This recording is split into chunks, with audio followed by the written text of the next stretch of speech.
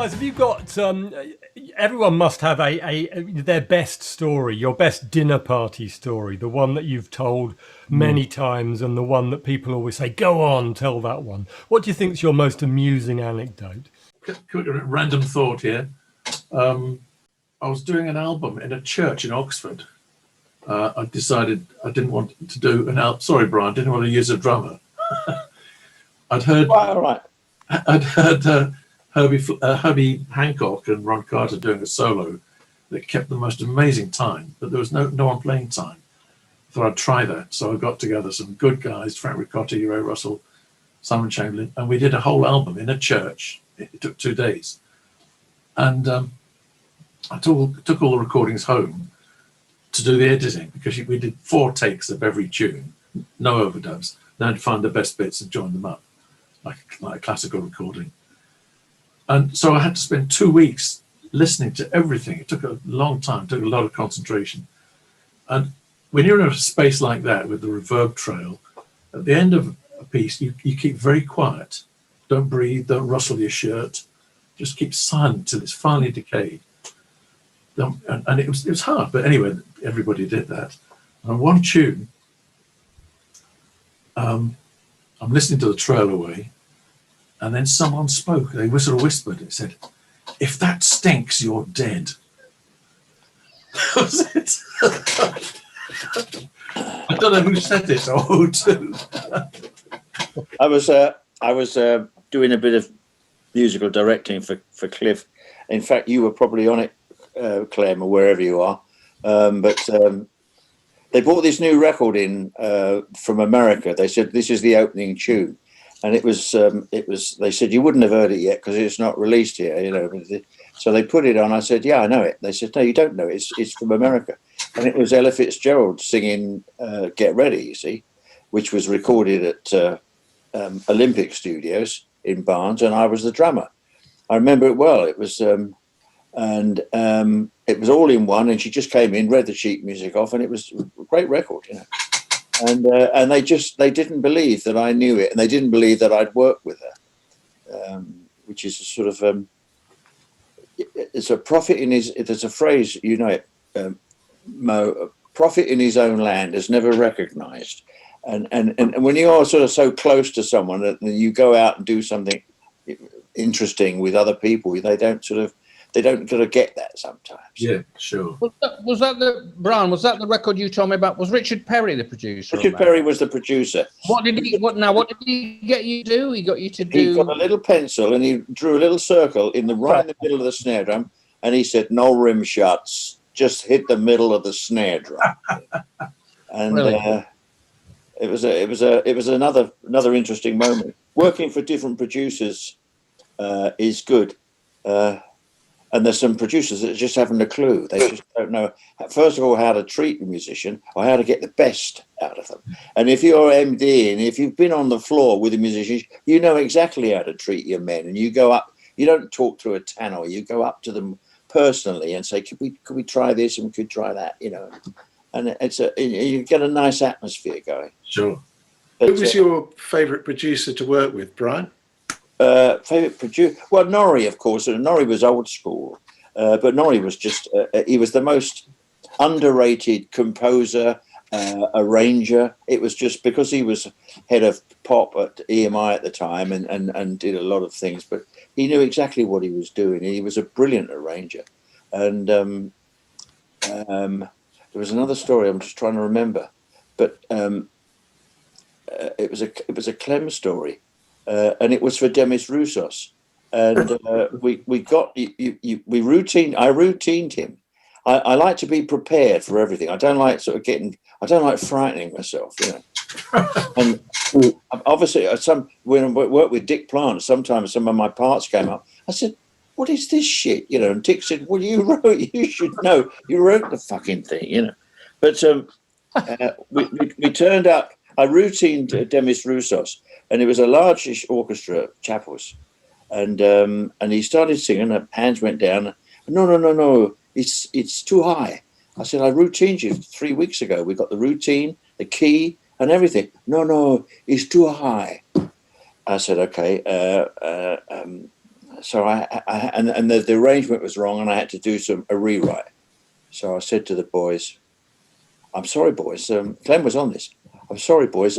Could we take the break now?" This was about 9:30 in the morning, or 10 o'clock, 10 in the morning. And of course, I said, "I can't take the break now. They're not open yet. It's not 11 o'clock yet." So Ricotti, Jim Lawless for the two percussionists, Clem, and they all went out, and they came back, and I was on the podium, sort of like rewriting parts and sweating, and they came back, and Clem Cattini had a cut glass decanter type of thing and a glass, and Jim had half a bottle of Bell's, and they put it on the podium and said, "Compliments of the rhythm section." Oh, no. And it was a wonderful moment, and I slowed right down. "Cheers, everybody!" And I big like I said, "Right, thank you very much." And it was called "With You," and it was a big hit, but it was a nightmare session, because he was a real primo. He had a cloak and the boots and all that sort of thing. Some producers just don't know. Dick Rowe, I'm sure you know. Yes. From Decca. He was producing a track, and Phil Seaman was on drums, the legendary Phil Seaman. Yeah. But during the track, there was a fill had to occur, like a little tom-tom fill. And Dick had learnt a new phrase, which he thought meant something, which was magic. And he pushes the button down, talks to Phil, said, "A bit more magic there, please, Phil." And he's talking to this guy who is one of the finest players in town. So Phil Seaman does a few more toms, and it's not quite enough for Dick Rowe. "Bit more magic there, please, Phil," several times. Finally, Phil Seaman's had enough of this shit. Plays a solo that would frighten anybody for about 5 minutes, just goes around the whole kit, throws his sticks down and looks up at the window and says, "Abraca-fucking-dabra." Excuse me, boys. Took it off as a work. Incoming for Brian Bennett. Princess Margaret. Talking about. We were wondering where you were. Oh, it's Clem, I think. All right. I'll see you in a minute. That was Clem. What's Great. That was Clem. He says, "I'm very sorry. His battery ran out. Oh, He'll be back with us." He said he'd be back with us in a minute. Marvellous. talking about musicians and drinking and stuff. The first client I had, who I had success with, was Gerry Rafferty. Sadly, no longer with us. And Gerry could be difficult. Sadly, he was an alcoholic, which I didn't know anything about at the time, didn't recognise, and in the end. But after Baker Street, on which of course Mo played, I think. Yes. No, I played on everything after Baker Street. Oh, you did. Okay. Oh, you towel. That's right. And from then on. Yeah. That was the next record. Yeah. Yeah. Who was the bass player on? Was it Gerry? Might have been Hugh somebody. Burns played guitar, and Raphael Ravenscroft famously played the sax solo, and Sure, yes. Yeah. Liam Janocki was the drummer, and so on. Anyway, when Baker Street became a huge hit worldwide, I ventured the idea, I wish I hadn't, that perhaps Gerry might like to go and play live with the band in front of members of the public. And in doing so, he might enjoy himself, he might make a few bob, and he might promote a few more record sales. So he tentatively agreed to this, and we had an American tour being set up. And he said to me, "Right," he said, "I want you to get all of the band members together at the United Artists Record Company boardroom." And Hugh Murphy, the late Hugh Murphy, who'd produced that album, came along. So there's me and Gerry and Hugh. And I asked all of the players to come, and I make an incredible error, fundamental error, which I learned from, which was that I set meeting for 3 o'clock in the afternoon, which was completely disastrous because they all arrived absolutely paralytic. I mean, they were not able to form a sentence between the whole lot of them. And we were discussing money. And I've always had the philosophy that you should pay everybody the same because they're basically doing the same gig and all the rest of it. So, but unfortunately, Rafferty wanted me to ask each one individually what they wanted to do this American tour, which was 5 weeks with a couple of weeks rehearsal.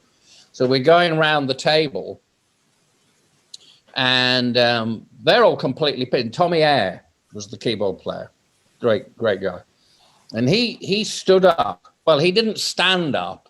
He kind of came up and sort of swayed and said, I want the same as I was getting when I was in Mark Almond. I don't know if you remember that band. Sure. To which my comment was, but Mark Almond went bankrupt. And Tommy just fell back and literally fell forward and passed out on the table. Tommy has. We went round one or other, and each person came up with a different amount that they wanted. Yeah. And some people wanted £500 a week, and some people wanted £1,000 a week. It was that kind of range. Sure. And it was a wonderful moment when Raphael stood up and said, I'll do it for nothing. And an enormous row broke out. And Rafferty just turned to me and he said, you can fire the fucking lot of them. And got up and walked out. And I had to fire them all. And we never went. He cancelled 5 American tours on me, one of which was on. You talk about producers. Sorry. Mo, you were talking about producers and who was a favourite. But one of my favourites was Glyn Johns. Really good to work with. And I did a couple of albums with him. And he was a real musical producer and made sure that the drummer was right. And he used a real minimum microphone setup, 3 microphones, one on the bass drum, one on the snare and hi-hat, and just one sort of like about sort of 2 o'clock in the afternoon over the kit. And he would expect the drummer to balance his kit internally, so that you don't have more tom and less tom and up and down. It was just you, and he picked drummers who could actually tune and have their drums balanced, and you played them balanced, and he got the best sound for 3 microphones ever. Love it. That's great. And then Billy Common ruined it. And then he ruined it with having yeah. That's right, yeah. Tommy Eyre, you mentioned Tommy. Tommy's from Sheffield, and he had a Sheffield accent, but he was passionate about Bartok. And hearing his name in that accent was fantastic. He'd talk about fucking Bartok.